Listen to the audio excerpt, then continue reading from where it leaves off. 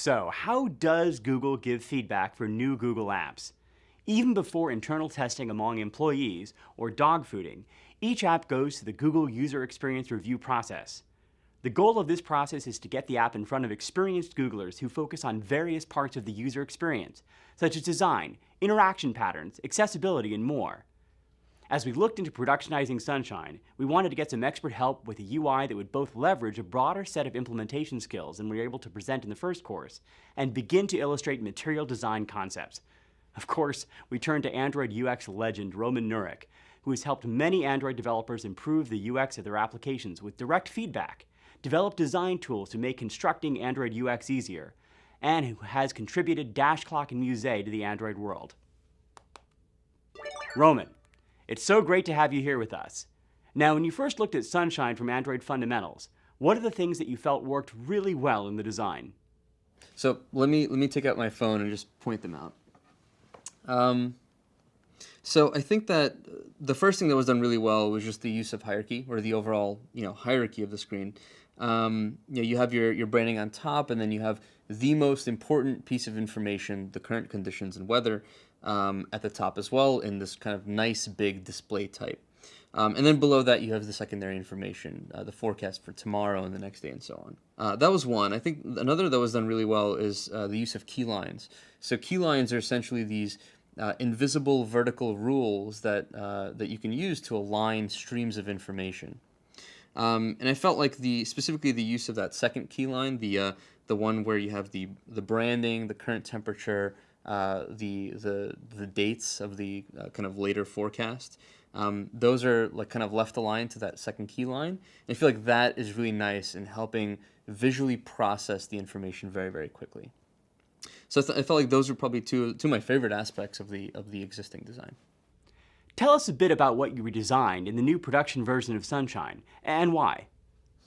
Well, I think I'll just talk about one. I think that there's one that's really important here, and it's an essential part of material design, and that's the use of surfaces.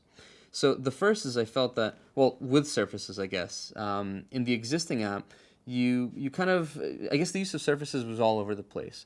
On portrait, phone screens, on landscape tablet screens, it wasn't really consistent. It felt like information was being presented in different ways. And what's worse, on landscape tablets, you actually had this kind of massive sea of white space, and the information was kind of floating on top of that.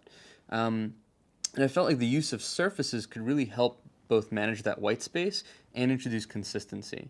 And so in the new design, we use this single elevated white card to present the current conditions of the current temperature, right? And we use that consistently across phones and tablets. And so that does three things. The first is that, again, it introduces consistency across screens. The second is that it actually makes it easier to do motion. Another big part of material design is motion. It helps you do things like transition from list to detail. When you can kind of have a single object that appears in both and transition them, it's really nice and easy.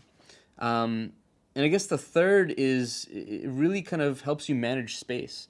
On that landscape tablet screen, the fact that you can have this kind of nice big card to present one major stream of information and kind of have everything else fall in from outside of that, it makes it really it makes a nice use of space, I guess. I mean, just very bluntly, it's a really nice use of that massive screen real estate.